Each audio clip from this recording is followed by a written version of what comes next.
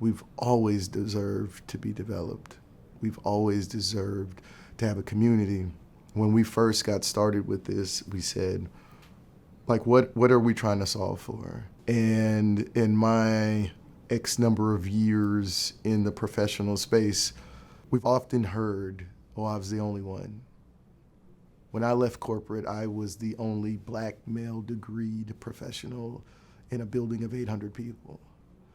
And so we said, let's turn 1 to 2.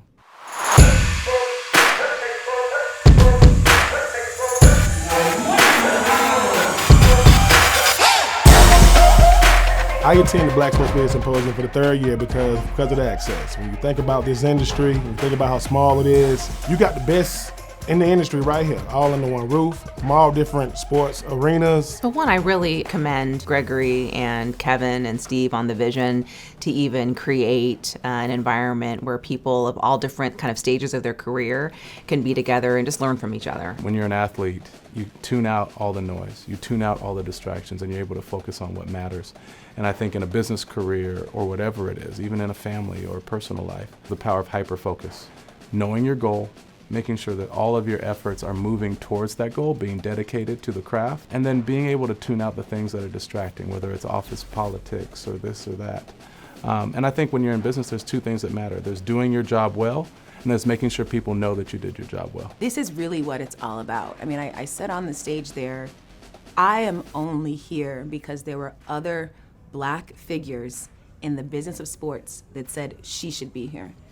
And 3 out of 4 jobs that I've had, I was hired by a Black person, because those are the people that are making the decisions and shaping what we see now. I remember a long time ago when I had a dream to get involved in sports, and it was really networking and people taking an interest in me to give me opportunities. And I see it's such a fantastic industry to be involved in, and oftentimes people have a hard time breaking into it. So as much as we can share experiences, meet new friends, network, and really create opportunities for people who are at the conference. Particularly, there were a number of Black women in the audience, and it was really meaningful. I was able to talk to them afterwards, and for them to know that they can have a career in sports, for them to know that they can be an executive for a big organization, is really, really meaningful, and I want to try to help them do that. And I like to mentor young people and give them advice. I would say this is the epicenter, right? You want to be at the epicenter where it's, you know, it's legacy, it's youth,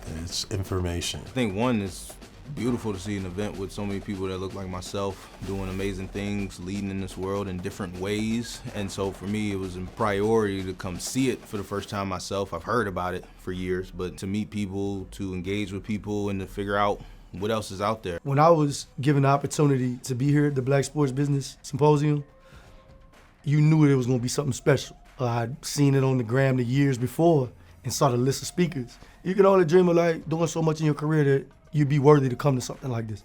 You know, only less than 8% of the agents in the NFL are Black. And however, you look at maybe 70, 80% of the league is Black. And there was a time where it wasn't many Black agents representing players. Eugene Parker was kind of like the first Black agent that people really, announced himself. That's kind of starting to change now. You look at the Tory Dandies, the David Mulugetas, Nicole Lynn, Demarius Bilbo. You can go on and on. So I met Greg during the Battle of Brains, and, fast forward to now and seeing him doing this, I think, he's creating something that's powerful for our community that we don't really have. And, it's a conference based on business, tech, networking, educating, all those tools that a lot of other major corporations do and involved, their employees and different partners in, and that's how they kind of grow their network and their industry. And I think him doing that with the Black sports business is amazing. It's a credit to the people in this room, the people in this building, the people around the country that continue to make equitable opportunities a priority for people that look like us and people that don't. You have to have some mentors, you have to have some people that you can rely on, lean on, and really create that think tank. But mentors are the people that are gonna tell you the things you don't wanna hear. Mentors are the people that are gonna, give you the homework that you don't wanna do. And so you have to find those people out, because those are the people that are important to you and important to your journey and important to you accomplishing your goals. To come here and see that this is the future of what sports business is going to look like, it made me feel a lot of hope about what this is. There are so many people in there that are just capable and intentional and talented and smart. I started in the industry doing radio for the Nets when I was a kid. But even before that, coming from an entrepreneurial background, my family ran two shoe businesses in New York City and Harlem. And for me, relationships matter, connecting with people matters. And any advice that I would give to someone is be yourself, network, and have fun. Don't be so tight. Have fun. Let it loose. In a good way, though. It was great. You know, you had NFL, NBA all showed up. Again, the expo, after pitching, was something that I thought was unique too. It was a lot of people from different backgrounds and that were interested in getting into sports and they're also interested in, you know, potentially investing or working with a smaller tech startup or a smaller startup. Brands should be coming here to continue to increase awareness, but specifically to increase awareness with the Black audience. With what I'm building personally, there are a lot of people who don't look like me who want in and they're going after it. And frankly, I felt an obligation and a responsibility to make sure that people that look like me knew what I'm building, knew that it existed. I will say that if someone invests in themselves enough to come here, I think we have an obligation as professionals to kind of reach out and bring along that next generation of leaders.